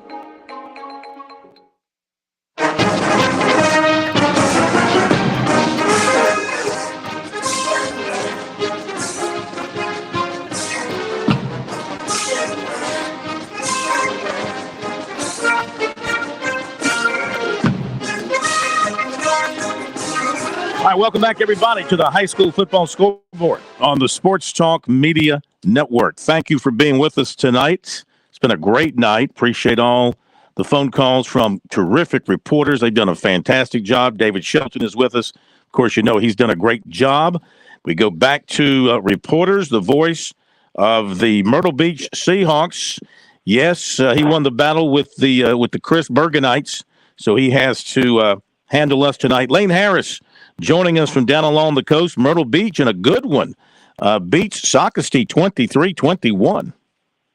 Yeah, it was a good one, Phil. And I did not draw the short straw. I drew the long straw. Winners draw the long straw. There you go. I love to talk to you guys because it usually means that we get to report about a Seahawk win. This is a great night for football tonight. It was a Hall of Fame weekend where 10 more inductees into the Myrtle Beach Athletic Hall of Fame get inducted at halftime. but the game got off to a great start. Socastee played, according to Bergen, one of their best outings of the season, because they came in not really scoring a whole lot of points, but they put up points early and often against the Seahawks. Kadir Scott scored 3 touchdowns, 2 first-half touchdown receptions from a quarterback, Rocco Wojcik, one of 37 yards in the first quarter, and then one of 70 yards in the second quarter to give Socastee a 14-7 lead going into halftime. Sandwiched in between that was a beautiful 81-yard touchdown pass from Myrtle Beach quarterback junior Gibson Goodrow to John Simmons, our junior wide receiver, on a bomb over the middle of the field. He broke a tackle at about the 40-yard line and outran the defenders to tie the game up at 7. But in the third quarter, and after halftime, Myrtle Beach took the opening kickoff and had an 8-minute and 48-second drive. And the big play in that drive was on 3rd and 3 from about midfield, a 35-yard wheel route down the sideline from Malachi Washington, hauled in the pass from Gibson Goodrow to give them a first down. And about 3 plays later, with 6:12 to go in the third quarter, Malachi Washington runs it in from 14 yards out to tie the game up at 14. Then on the next possession, Socastee goes on a 8-minute drive of their own, and they get it down inside the 5-yard line, and Kadir Scott runs it on a 4-yard touchdown run, his 3rd touchdown of the night, 2 receiving, 1 rushing.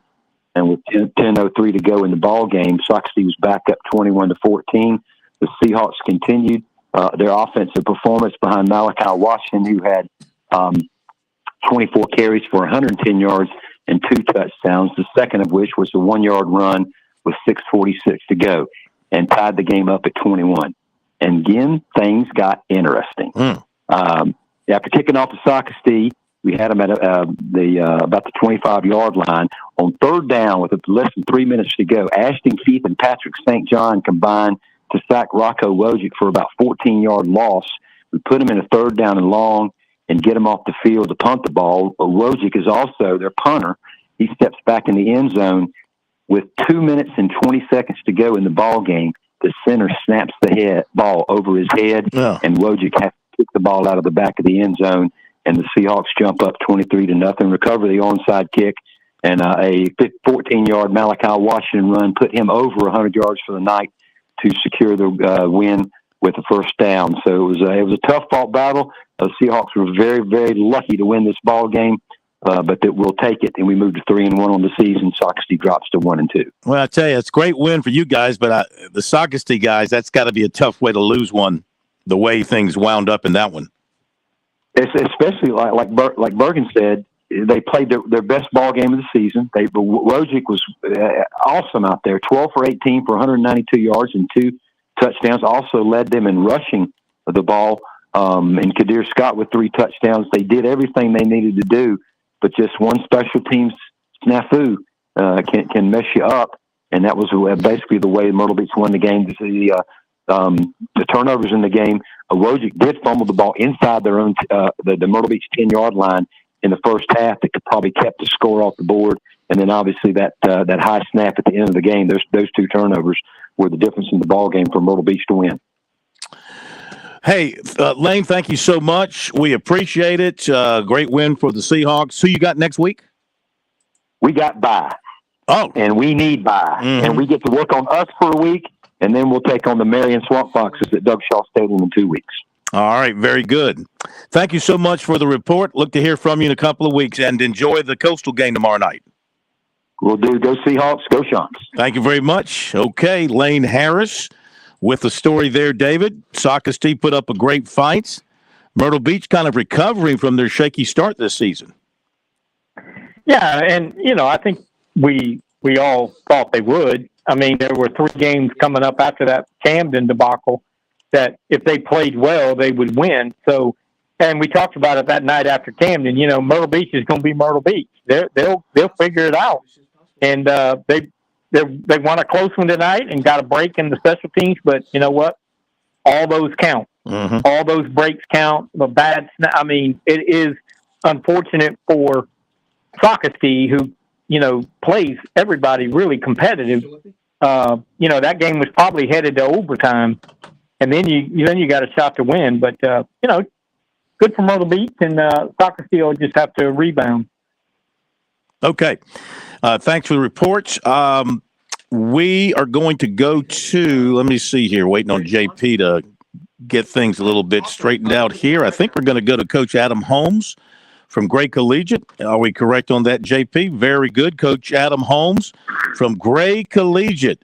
A team having a great year, but in a swirl of controversy off the football field, winning tonight over Camden. Let's talk about that first. Adam, first of all, thank you for joining us. Congratulations.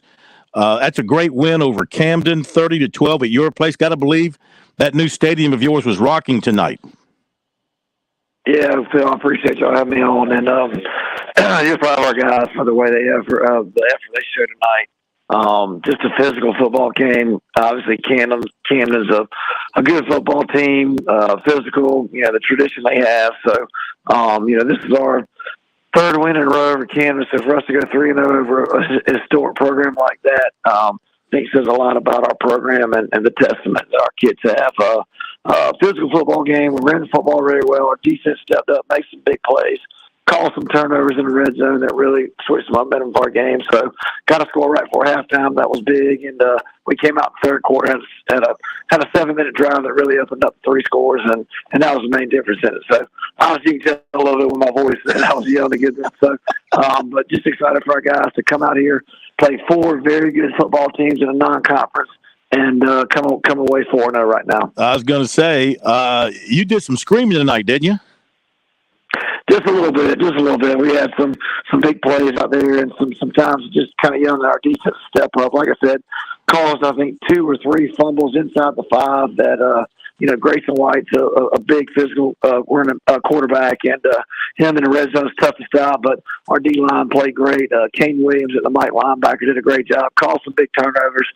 Michael Boulware had a fumble recovery. Defense stepped up. We put them in bad spots. Fumbled a punt. The punter just fumbled the ball. We got to stop there. We forced a missed field goal, and also had 2 stops inside the 5. But so we had to get the football back and finish it up. B.J. Montgomery ran the football very well tonight.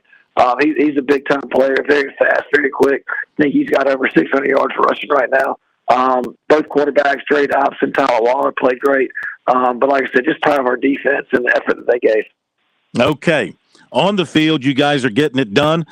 Off the field, in the middle of controversy, what's ahead for you guys? David mentioned earlier you guys are going up to play a team in Washington next week, so you're supposed to be going into region play. What do you know about your region schedule at this point? Well, right now, Columbia, Eau Claire, and Keaton have decided not to play us. Mid-Carolina as well. Only team in Fairfield Central. Only team we hadn't heard from is Newberry right now. So we still some games still. We're good. We're going to be fine. We're going to kind of put out our statement on Tuesday. But, yeah, going upstate, going to play a big-time team out of state, a nationally ranked team. Going to play another big-time team down in Florida in a couple of weeks. Got a team from Georgia that's going to come up and play us for homecoming. A South Carolina team, hopefully at the end of the year, we can have a senior night there as well. So right now we've got 8 games and looking to add 1 more. We've talked to a couple teams as well that want to play. So at the end of the day, Phil, we're just going to go out and line up and play good football, get us better. Like I said, if teams don't want to play us, that's okay. We're going to find teams that do, and we're going to find teams that's going to make us better to hopefully help get a run into the playoffs. Do you guys are going to put out a statement? You said on Tuesday. What will that statement be about? What will you be alluding to? We'll just be telling about what our schedule is, who we're going to play this week and the weeks prior. Just talking about our whole athletic program as a whole, because like I said, this doesn't just affect football. It affects all of our sports. Right now in the fall, same thing. Volleyball is supposed to play Fairfield Central this Tuesday.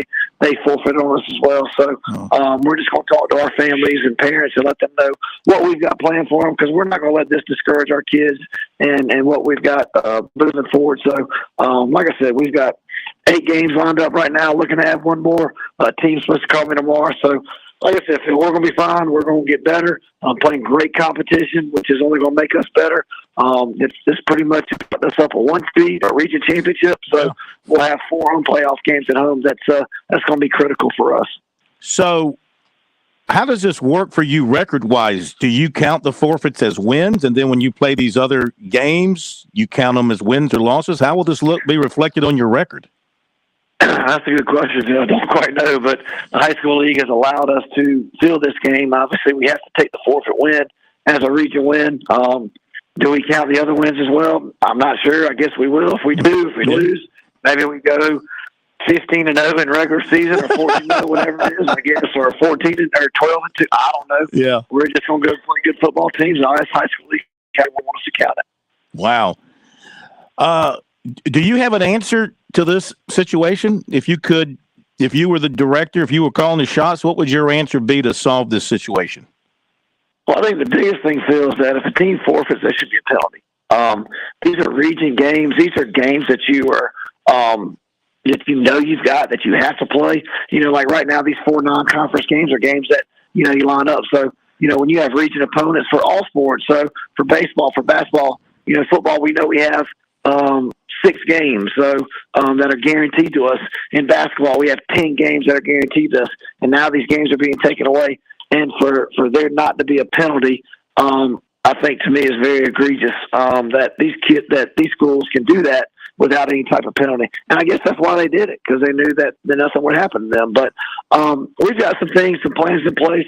My principal, Dr. Brian Newsom, did a great job. We had a Zoom meeting with about 17 people from all across the state, from 5A all the way down to 1A, athletic directors, superintendents,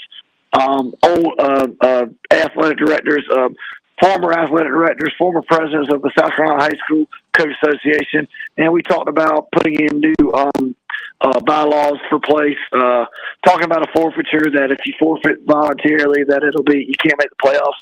And then we talked about competitive balance. I mean, obviously that stuff's been out there, but again, this has been going on a long time, Phil. You probably know it before charter schools and private schools came around. It's been an issue through public schools, and we're going to look to solve it. And as long as it's across the board from public schools to private schools, charter schools, we're good with that. If we're going to do a 1.5 multiplier for kids that aren't zoned for you, or if you're a good team, you move up the classification, I'm good with that. Again, as long as it's done evenly across the board. But we had great conversations. We're going to try to come back together and meet again, and hopefully before December, we'll put together some amendments that hopefully the league and the body will agree upon. Well, you know what people say. I want to get your response to this. Talking to Adam Holmes, head coach at Great Collegiate, for another couple of moments. I mean, people around the state who are opposed to you and opposed to charter schools playing in the high school league and all that. I mean, they say you recruit. They say it's not fair that you get players from all different areas, while the high schools have to draw from, right in their backyards, more or less. Okay. Obviously there are transfers that happen in the high school league all over the place. We know that. But the idea is they draw their kids from their backyard. You know that. You grew up in South Carolina. You know how that works. But the complaint about you guys and schools like yours is that you don't have any limitations. You can get players from anywhere, and recruiting takes place, and tampering takes place, et cetera, et cetera. How do you respond to that? Well, one thing, Phil, I want to make clear, we do not recruit, okay? If we recruited, we would get in trouble. People like our school. Parents are coming to our school really, Phil, because they want a different atmosphere academically for their kids, and we're able to offer them that. We're able to offer up to 2 years of college. My son right now is a senior. He's going to graduate with 56 hours of college credit. That's amazing. That's what we're about. And you talk about we can't, Phil. If a kid comes to us that is not zoned, we're zoned for Lexington 2, Brooke and Casey. If they come in from out of that district without making a bona fide move, just like any other school, they have to sit out. So the only real difference is ninth graders are allowed to establish eligibility. We could get a kid in that way. But again, that's a high school league rule. That is a high school league rule. So if and maybe those districts need to look at their rules of how they allow kids to their area. The easiest way to stop all this is open enrollment, where kids can go where they want. But again, so they say that kids can come anywhere. But again, if a kid comes in as a sophomore, junior, or senior and does not live in our district, does not make a bona fide move, he's ineligible.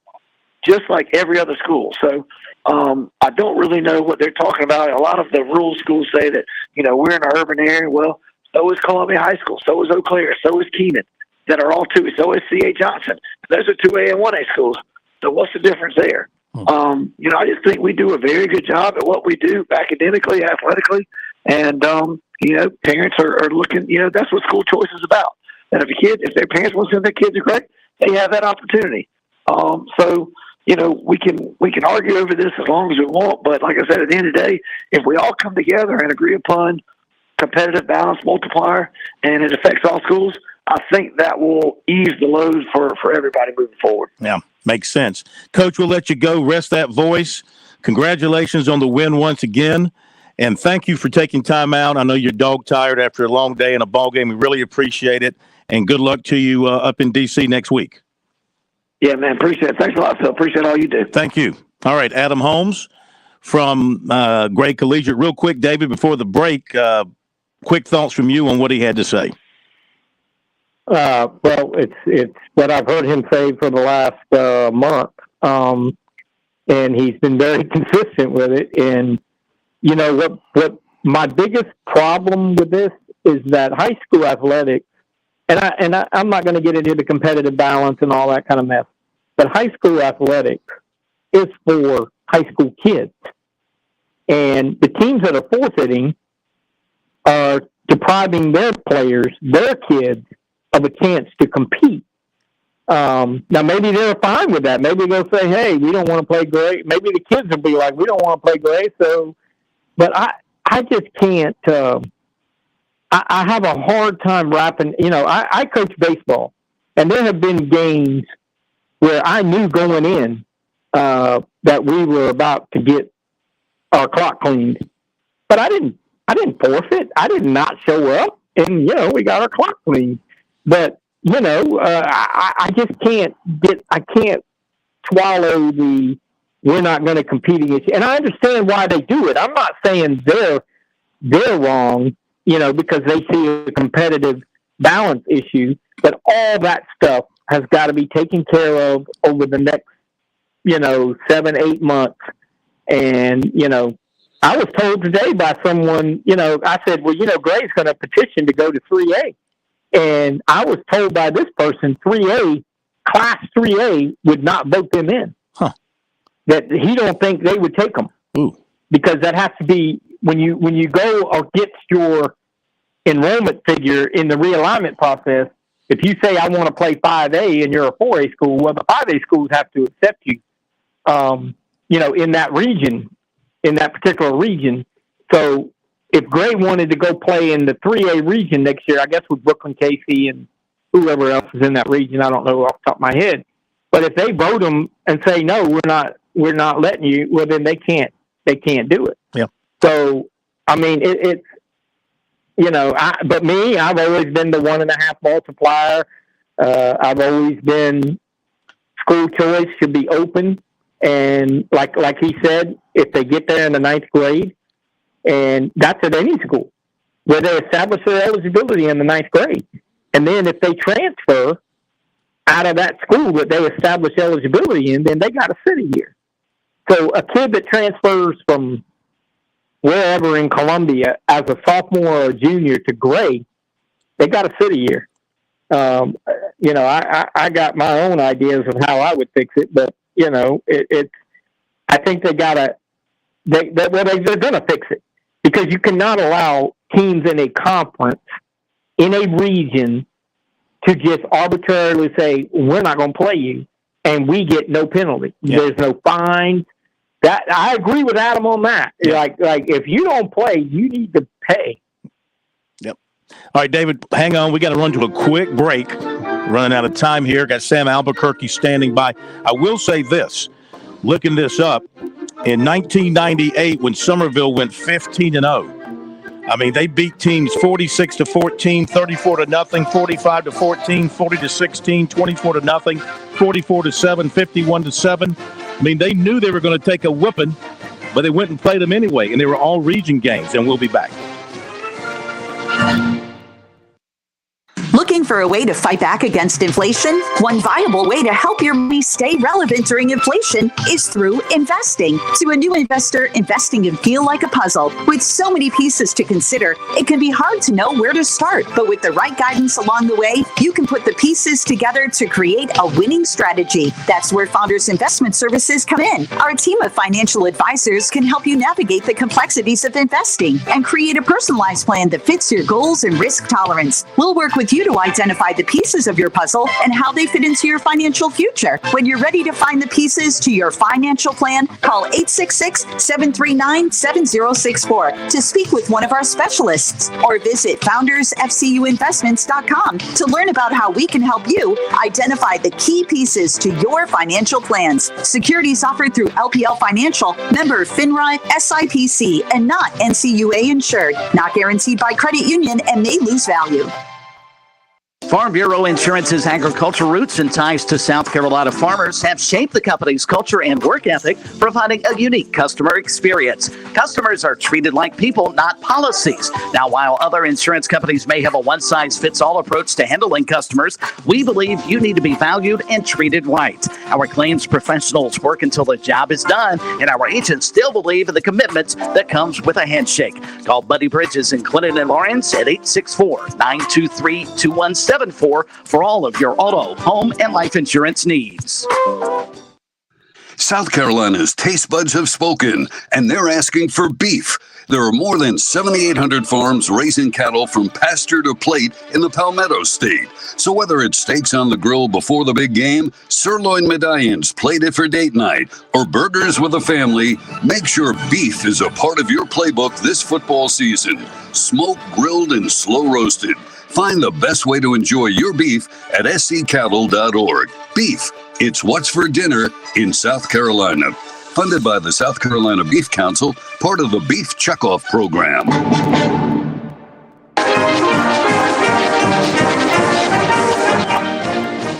All right, we're running very short on time, but I tell you, Sam Albuquerque from the Greenville News has been kind enough to join us. And, Sam, we got about 45 seconds with you, but you were at the Hillcrest game tonight.